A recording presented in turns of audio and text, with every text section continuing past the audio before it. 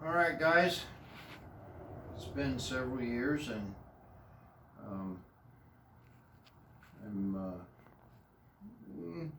somewhat getting this thing together with the help of a guy named Alex and some pictures. I got the front wiring in the housing all taken care of. Things are just sitting here. I finally put the coil wires on, and as you can see, the new exhaust is all in place. But through my impatience of waiting for the new spark plug wires to come in, I have decided to put the old ones back on. And we are going to see how this thing starts for the very first time in God knows how many years it's run. So,